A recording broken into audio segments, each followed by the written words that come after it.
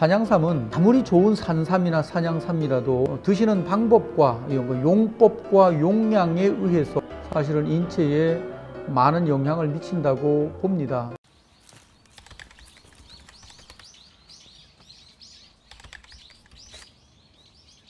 오늘은 산삼이나 산양삼을 드실 때 어떻게 드시면 좀 더 효과를 볼 수 있을까 하는 부분에 대해서 한번 알아보도록 하겠습니다. 산삼은 야생 산삼 또 사냥 산삼 이렇게 구분을 합니다.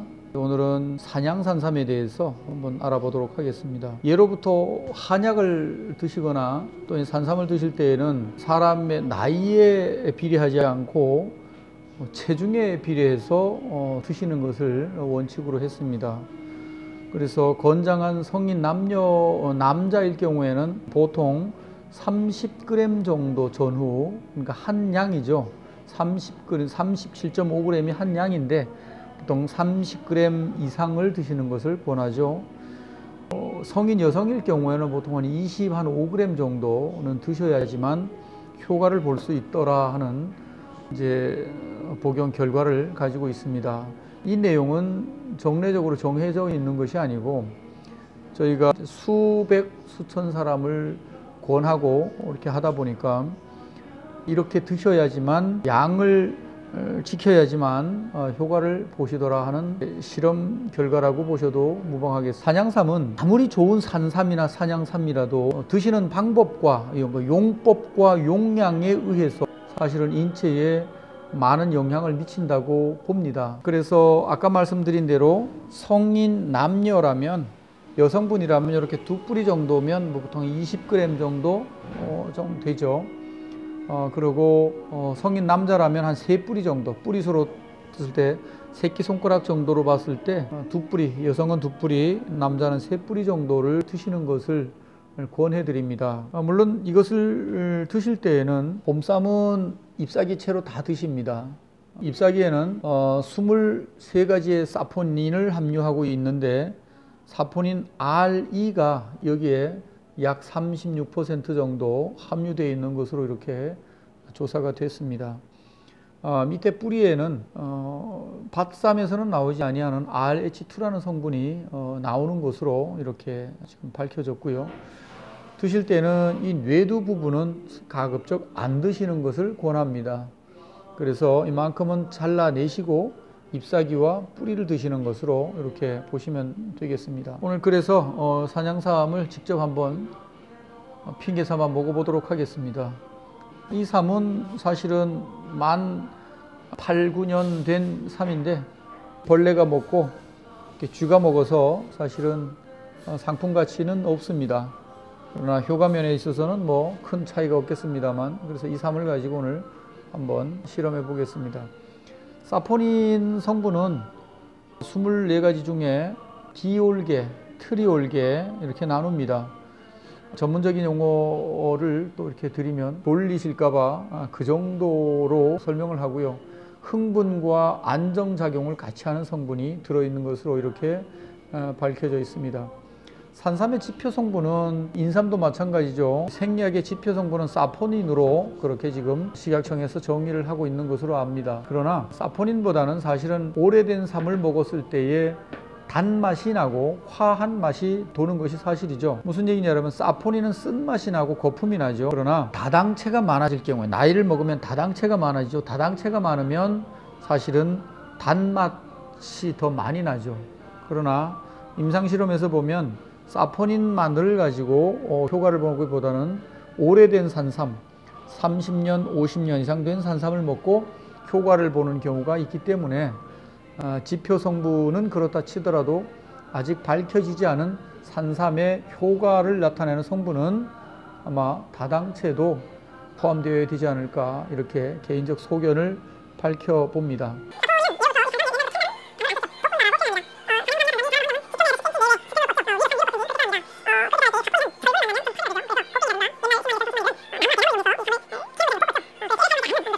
그러면 오늘은 한번 복용하는 방법을 한번 제가 핑계 삼아 먹어보겠습니다. 경구투여가 가장 보편적인 것이고요. 복용 방법에는 몇 가지가 있는데 건장한 장이 튼튼한 사람이라면 경구투여를 권하죠.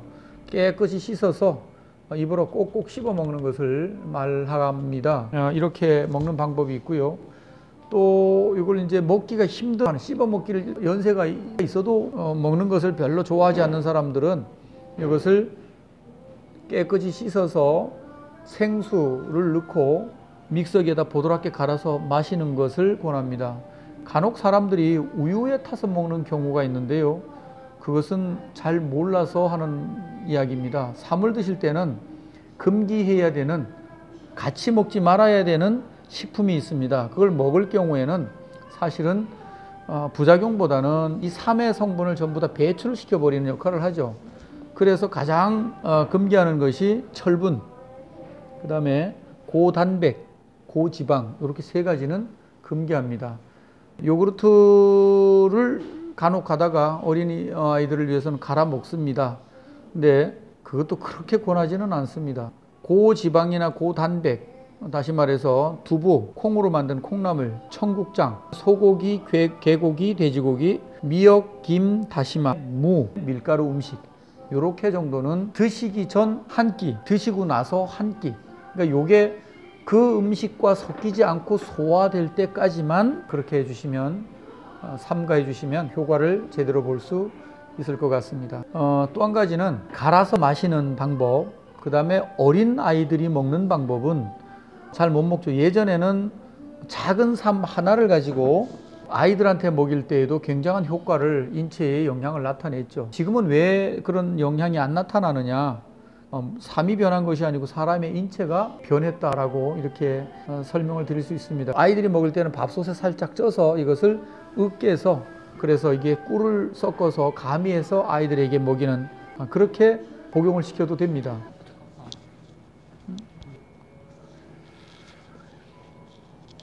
자, 보시면 깨끗한 물로 씻어 왔습니다. 여기 씻느라고 이렇게 물이 묻어서 이렇게 되면 요 잎사귀가 사실은 좀 쓰죠. 요걸 이렇게 연한 부분까지 잘라서 드시면 됩니다.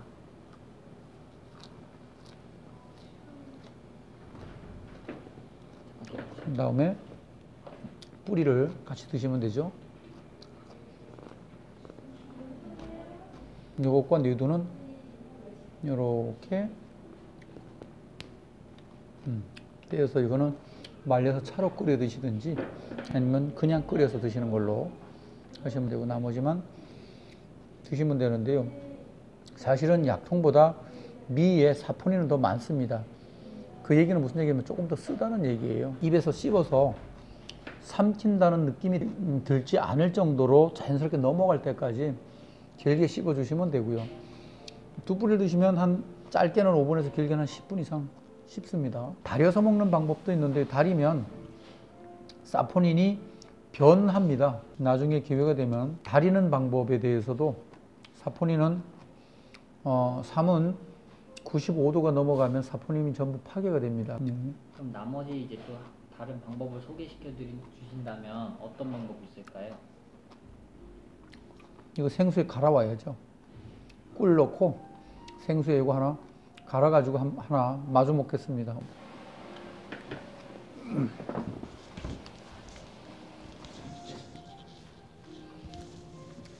자, 보이시죠? 생수에 꿀 한 방울 넣고 보드랍게 갈았습니다. 제 입에는 아까 생선 먹은 거 아직도 있거든요. 같이 마시겠습니다.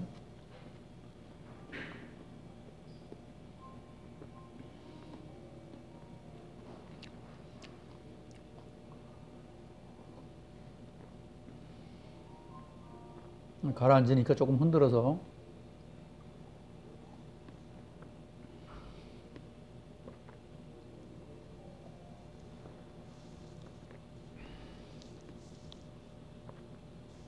혈색이 좋아진 것 같지 않나요? 오늘은 산양삼, 산삼 복용 방법에 대해서 한번 알아봤습니다. 아무리 좋은 약도 아까 말씀드렸지만 먹는 방법과 용량을 지키지 않으면 별 효과를 보지 못한다는 거 명심하시고, 드시고, 또 가급적이면 3월 드시는 이유는 효과를 보시려고 하는 거니까 효과 보셔서 용법 용량 지키시고 또 금기한 식품들 잘 이렇게 관리하셔서 효과 보시기 바랍니다. 한 가지 더 팁을 드리면, 수년 전에 인터넷상에 떠도는 비충약을 먹어야 된다라는 이런 그 이야기들이 돌았는데요. 제가 볼 땐 전혀 근거 없는 이야기입니다. 또 자세한 내용은 기회가 되면 또 안내 드리기로 하겠습니다. 네, 다음 시간에는 요즘 이제 오시는 분들이 가끔 산을, 뭐 크지는 않지만 산을 구입해서 이렇게 오기를 희망하시는 분들이 문의가 있습니다. 그래서 다음 시간에는 산지를 구입하는 데 필요한 정보들, 어떤 목적에 의해서 어떤 루트를 통해서 어떤 산지를 구입해야지만 내가 생각하고 있는 삶을 유지하는 데 도움이 될까 하는 것을 가지고 다음 시간에 한번 또 말씀드리겠습니다. 도움이 좀 되셨다면 구독 잊지 마시고요. 더군다나 알람 설정까지 해주시면 제가 이렇게 필요한 정보 올릴 때 알람 울릴 수 있을 겁니다. 좋아요도 잊지 마시고요. 감사합니다. 네, 다음 시간에 뵙겠습니다.